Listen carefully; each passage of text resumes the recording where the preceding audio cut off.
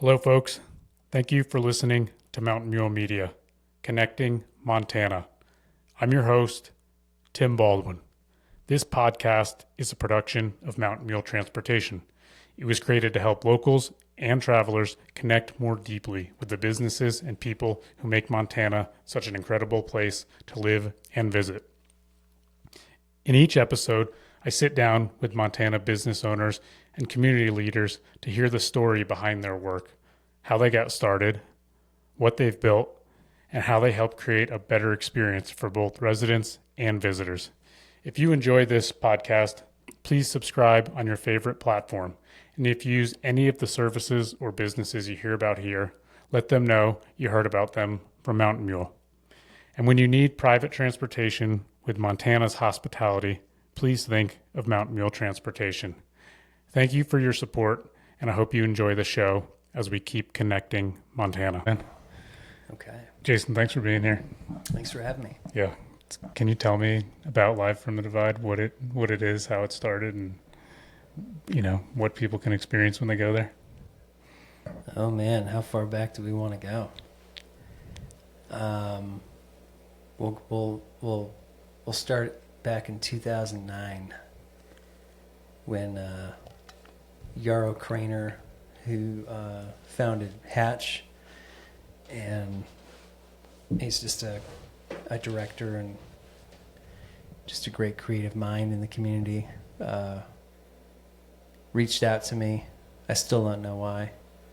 He's like, hey man, I'm moving out of my space. You want to come check it out? And I was not at the time interested in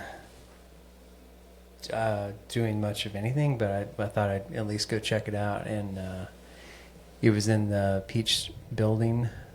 And when I walked in, I instantly fell in love because it's Bozeman's first cold storage facility from 1906, and it's still very much intact, like all the bones, all the coolers. So the walls are still insulated with it's called horsehair, but it's like basically oil and like wood shavings. Okay.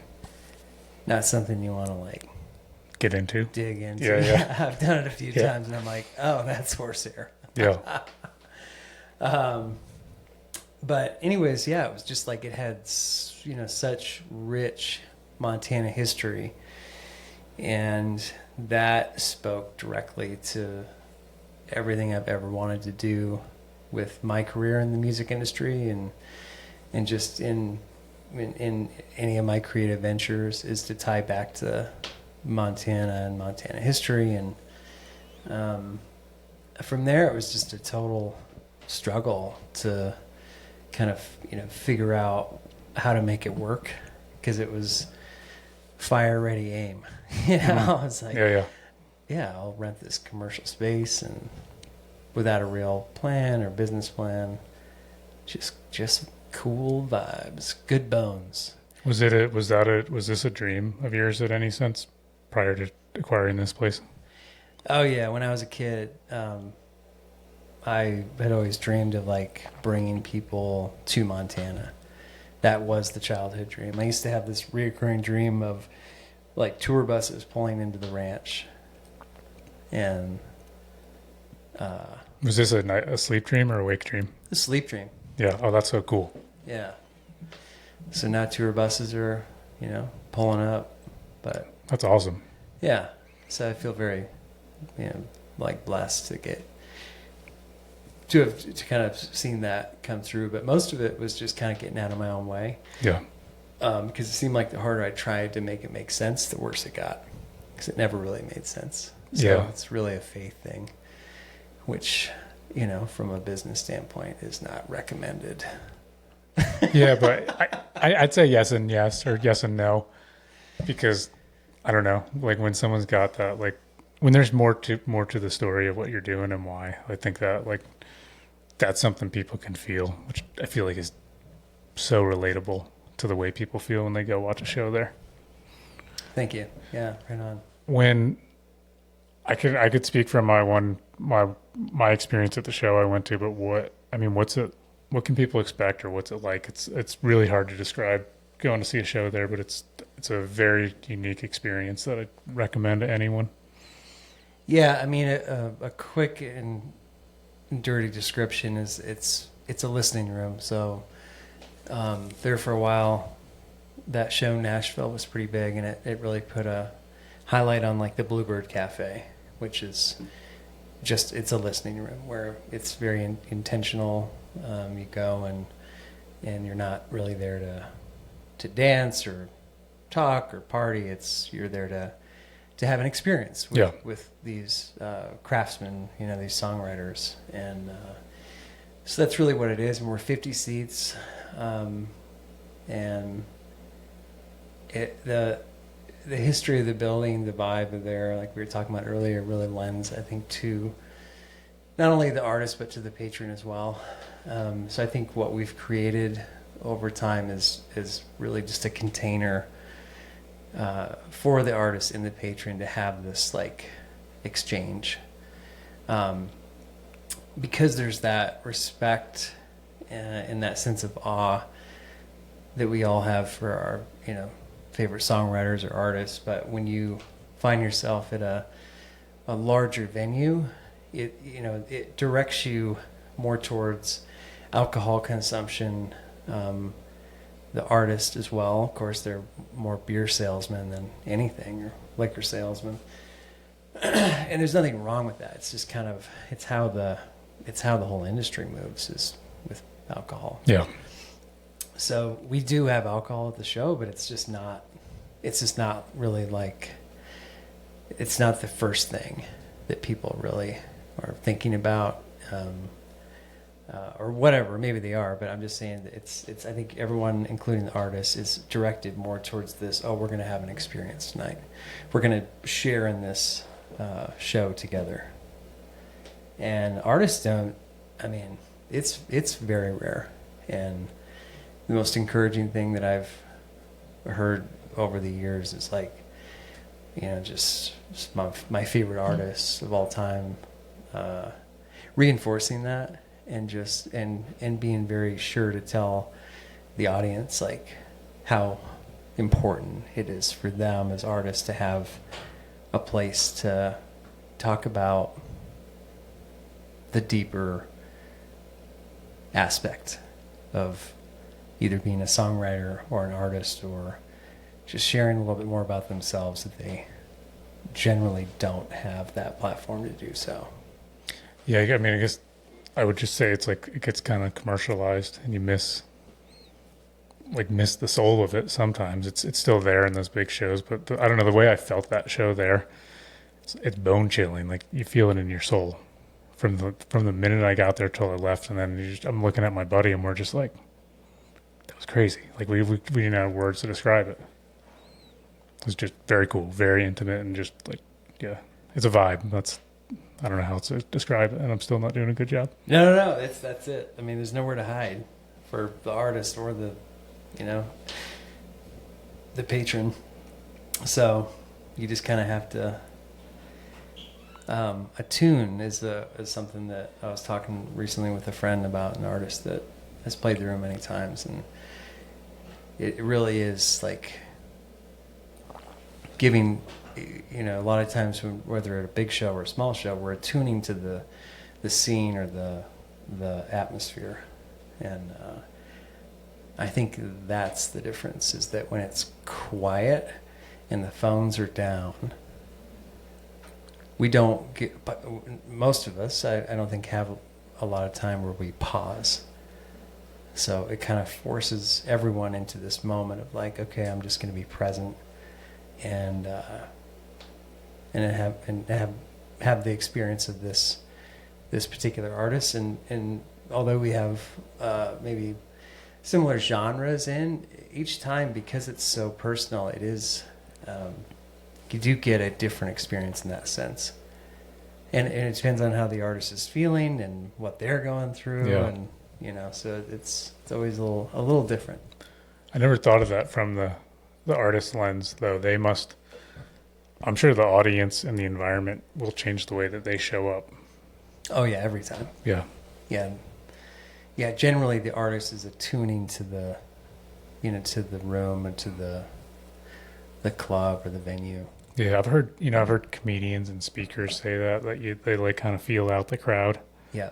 and that makes so much sense, and actually makes so much sense why that it has that feeling in there. And like you said, there's no phones, there's no one talking, and you're very in it and very connected. And it takes the artist a minute to like believe that it's real. Yeah. Oh, that's crazy. Yeah. Where they go, oh, these people are really here to listen. It's few and far between. Yeah, I'd imagine they could almost feel a connection with those 50 people that you might not find that intimate connection in a, crowd of 10,000. Exactly. So it just brings it back to the essence of, they're just normal people trying to write their feelings into guitar chords and lyrics. You know what I mean? Yeah. And when it becomes less of a performance, if that makes sense, and more about the songs. Yeah. Yeah, and some of the artists, the bigger ones especially, kind of get freaked out because they're so used to having that barrier, that mask in front of the vulnerability of the songs. Yeah, that's actually fascinating to think of hiding behind the crowd. Yeah, because it's such a big crowd, and there's so many lights, and there's so many phones, and there's noise. Yeah, that makes so much sense. And then the guitar room, and they're like, it's really quiet. Can someone make some noise? Yeah. No, but they love it. They they just have so much gratitude for the venue, but it's for the fact that the Bozeman community or folks traveling to come see these shows, they really get it, and they just lock in, and they're highly respectful. Now, when I first started, it's a little different story.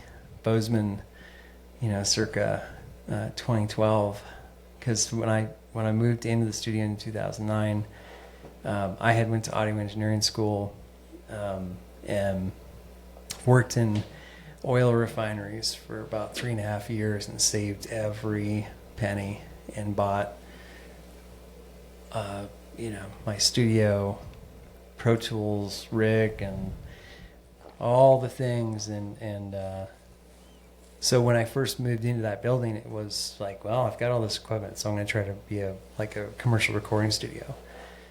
But all I really wanted to do was record like songwriters. Mm-hmm. So I found myself just giving away pretty much all my time Yeah. to like headhunting songwriters and being like, I want to record you.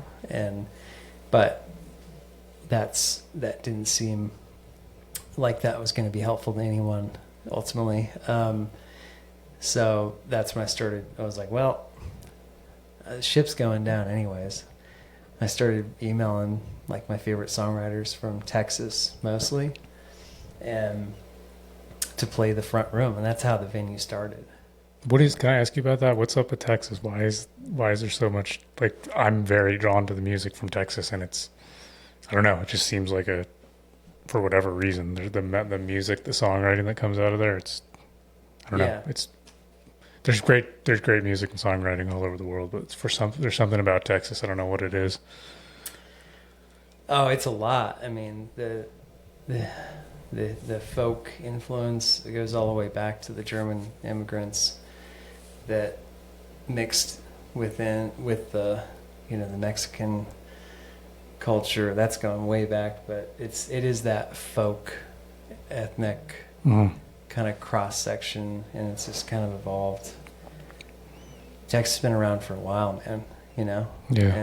And there's, it's just very, it's I'm no Texas folk historian, so I should probably stop. But what got me into it was, my brother went to Texas Christian University to the ranch management program, and he graduated and came back, and it was like 2002, and when he came back to the ranch, he had just tons of burned CDs from being down there, and man, I was flipped out.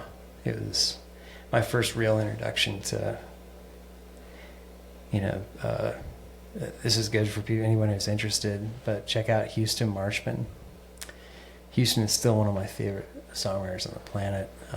He doesn't really play music that often, but go check out his catalog.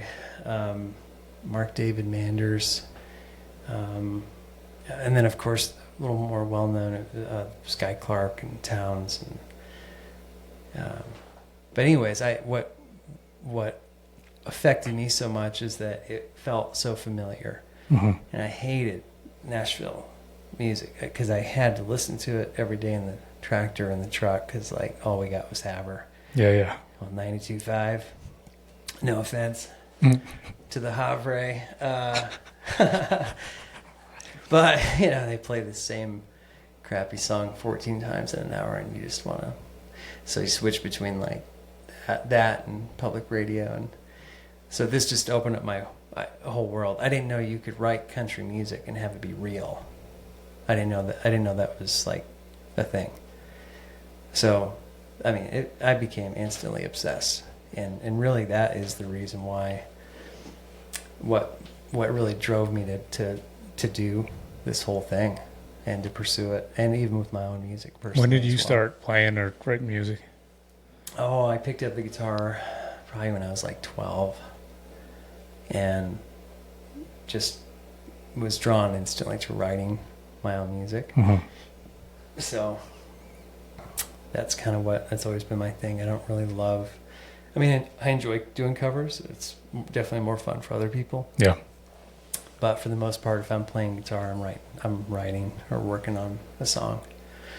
It's like doodling for me, Anyone in your, like, any major family influences that were like playing a lot or that you grew up around? Or, I mean, you said your brother from the music he brought back was what? That was a throwback to burnt CDs. Oh, yeah. Yeah. Yeah, the compact disc. That was when I was growing up. That was like a cool thing if you burned a CD for a chick and then gave it to her. Yeah. I made you this CD with these songs on it. That's right. It's still cool. Yeah, it is. Yeah. Just don't have any way to play. Yeah, there's just nowhere to listen. But no, I mean, mostly it was just I was just music obsessed, man. Like I said, before I even played guitars, when I was having those dreams of like tour buses pulling in, and who knows, it was just in me.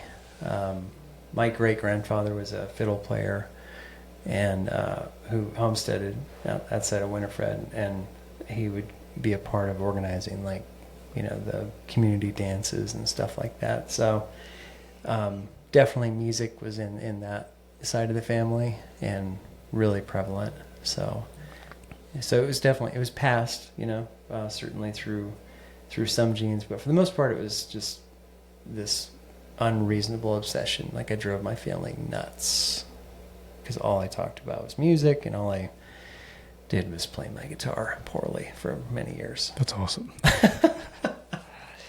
How often are you guys doing shows down there now? We'll do anywhere from 1 to 3 shows a week. Okay. Depending on kind of just when routing the lines and it's pretty constant year round. Is there busy or slow or just? It's pretty constant. We used to record every show for public radio, and when we were doing that, we would shut down in November and come back in April just to produce all the programming and podcasts and get that stuff out. But when COVID hit, I was so exhausted. I mean, we did over 300 hours of content, which is just hard to put into words. And we also did live stream, multi-camera podcasts, and none of it paid. And it was like chasing the white whale, man. I thought, if I can get, if I can just get that next. But when I had Sturgill, Childers, Billy Strings, Cawthon, Marcus, whatever. You just kind of go down the line, and it just seemed like no matter who I got that blew up, it didn't like it didn't move the dial I wonder why. ever. Yeah. I don't know. Maybe I'm cursed. I don't know. I thought about this. I see that, like, and it's like, I see Paul Cawthon play, and he like blows my mind when he like, I don't know why that like. Coulter Wall podcast. Apparently, Coulter like doesn't do podcasts. Yeah, he did yours. Yeah, I didn't even know that. Not only did he do it, man, but I didn't know that he was about to put out like a traditional country record. So the whole conversation, because he grew up in Swift Current, so from Winifred to Swift Current is, it's not that far. We basically grew up in the same like place, same culture, just with a little accent.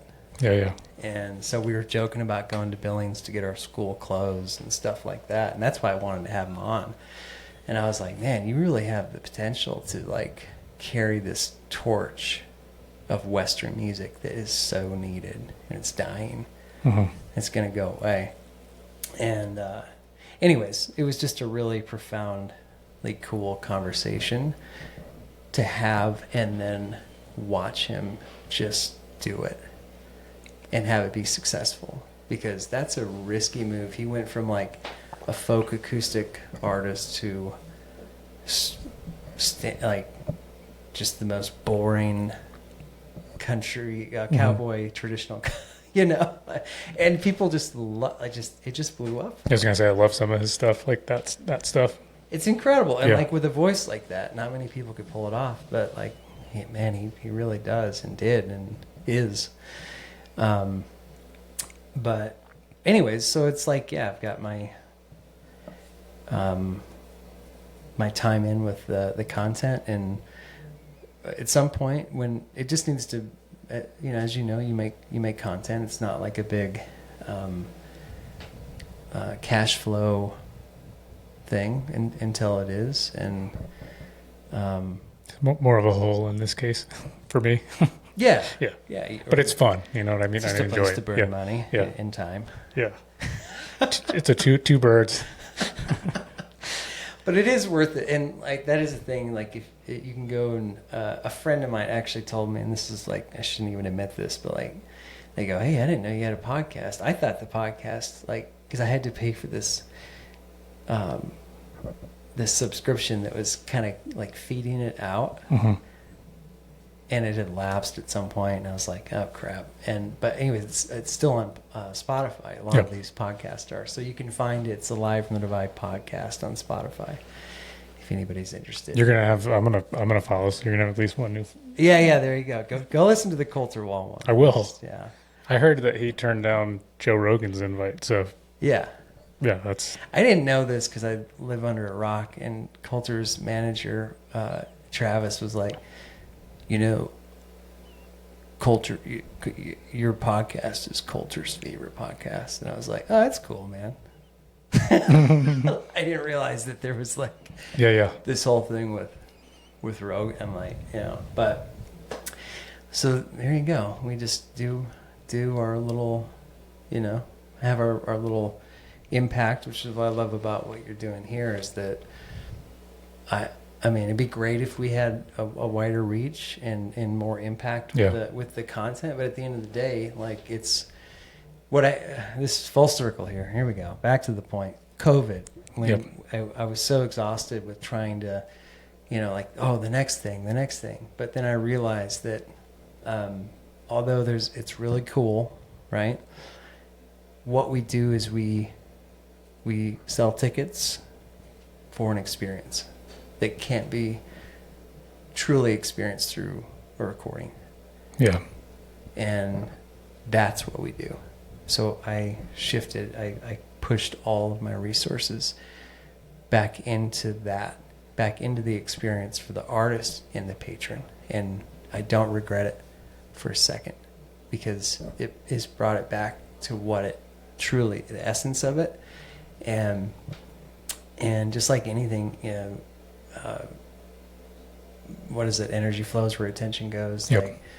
Like, it's been good, and definitely more a grounded experience for everybody all around, as opposed to, there was a lot of chaos when there was multiple cameras and podcast and multi-track recording, and there was a lot more. It was good pressure. It was fun pressure on the artists. They would always get out of there being like, wow, I just feel like I got off a roller coaster. Like, but it's just very enjoyable for what it is today. No, it makes sense, because I just think it's going to be more sought after as everything becomes about technology. You can't. I think people will be more drawn to it. It's just got to get them to put their damn phone out and go. But when you get to a show like that and feel that, it's hard to describe. But yeah, no podcast recording is going to come close. It'll give you a really vague idea, but at best. There's 200 hours on PRX. So if you Google Live from the Divide PRX, you can listen to an hour-long show with Sturgill. Oh, wow. In the room. You can listen to Childers, Billy Strings, Marcus King. I had no idea, so I'm excited. Dude, Crockett. I had Crockett, Shane Smith and the Saints. I had Crockett multiple times. I think 3 times. And every year, same with Coppin. Crockett and Coppin, and I'm sure same with Billy Strings too. All those guys, I was like, I can't. Parker McCollum, who's probably the biggest, most commercial act I've had that went real big. But anyways, you can listen to all those shows if you Google Live from the Divide PRX. And is that's on Spotify? No, it's so PRX is it's a public radio exchange. Okay. And it's basically a place where and there's PRI, there's kind of these different content housing websites where public radio stations can go and buy content or get it for free. Ours is all for free for public radio. It still is. But you can stream it there for anybody who's interested. That's Live from Divide PRX. But no, you're right. So taking all the tech out of it, and it's it's truly the presence, but sometimes we need a little help. So it's that container to just give yourself permission to just be present for 80 minutes, Yeah, I highly recommend it to anyone who hasn't. And I had a buddy tell me so many times, you got to come. He's like, you're a huge music guy, come on. And then I went, and I'm like, why haven't I been? Why haven't I been back since? So shame on me, but I'll get back there for sure. Yeah, no, I get it. It takes planning and yeah, or sometimes just the right conversation to remind yourself to. Right. Yeah. Yeah. But we have, we're still an unknown. We've been doing a proper series for at least 14 years now. And if you went and asked anybody walking down the street, and we don't really have signage on the building, and my landlord is a sign maker, which is super awesome. So I started hanging these banners on the on the building. To be like, we're here, but we'll get a sign at some point. It'll be a cool one. Yeah. So where can what's the website if people want to find out more about where you guys are, what you do? It's livefromthedivide.com. So it's like the Great Divide, right? But just the Divide. And you guys are on social media and stuff too, right? We're on the social, yeah. Yep. Live from the Divide, and yeah, come give us a try. Also, it's really for adults. We start at 8 proper, and generally everyone's out the door at 9:45. So it's my dream. Pretty civilized. That's my dream. You show up, yeah. You sit down. You can go get a drink if you'd like. It's 1889. I've got Patty Boyd in there, who's a total dreamboat. We love Patty. She's just been showing up for a couple of years now, and because it's not what we talked about earlier, an alcohol focused venue. It's not a big cash cow, but she just adds so much to the energy and the experience just with her presence and her team. So that's 1889 Barn. Love those guys. And I also want to mention that we are fully community supported venue. So that's why the reason why you don't see a lot of these listening rooms around is that they're total nightmares to keep afloat. Yeah, to pay for. Yeah, you don't have economy of scale, and especially if you're not really driving the alcohol, it becomes leaning on the community to allow us to do everything we've been talking about. So it is such a privilege, and we're so lucky to have that support of our community. And so you guys, do you have sponsors, and you're always looking for sponsors if people want to help out and support it? Oh yeah, yeah, year round, and we offer year round. So at any point, if anybody wanted to hop on board and be a part of what we're doing, and we'd love to have you. Cool. Hopefully this gets in front of some people that can support it in that way, and some people that just want to come check out some awesome music. That would be amazing. Yeah. How about yourself? When's the last time you've played there? Oh, that's a good question. I think it was when I released my album in 2018. So that was the first and only time. It sounds like you're due. Man, I've got a couple singles that I've been sitting on for about a year that I do need to get out. That's what I mean. Yeah. Let me know. I'm ready to come to another show. Oh man, the idea of playing my own venue is like just a problem for me. Yeah, it's got to be a little bit of a trip, right? Yeah. Yeah, I book myself.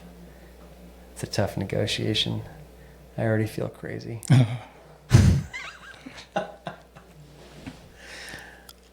You want to play a song? Sure, I can play. That'd be awesome. Yeah.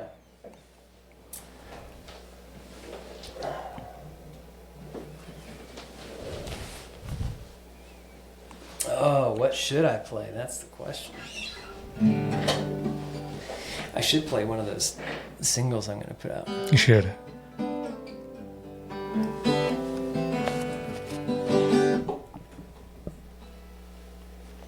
That would make too much sense, though, so I'm going to play a new one I just wrote.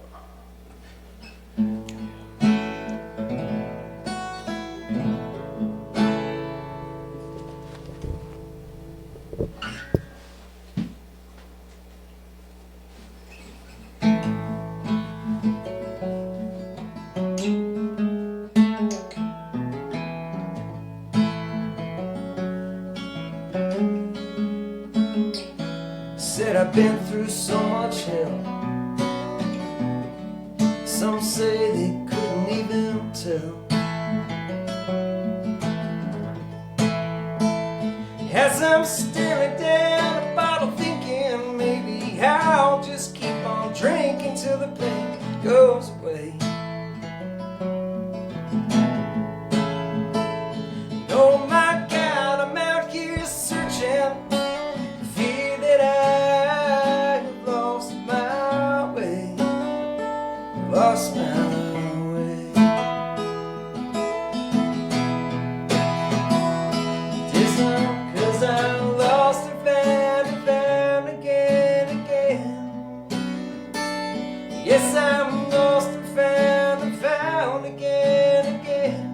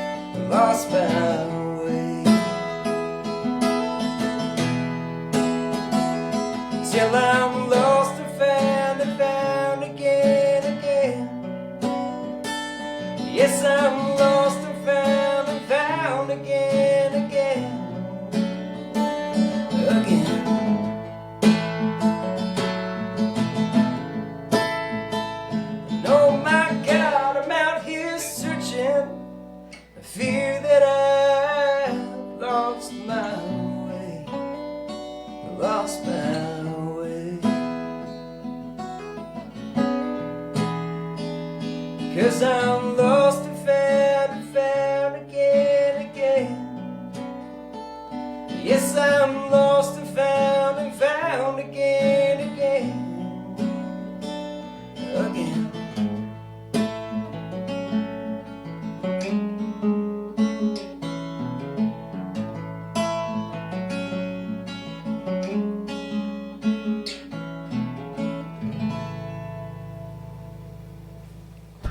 That was awesome, man. Oh man, thank you. Yeah. It didn't feel awesome, but I'll take it. Oh, that was awesome. Cool.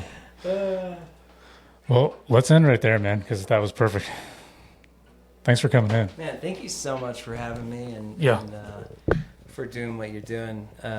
We definitely need to do more of this. Yeah, I'm gonna get this out everywhere I can and spread the word.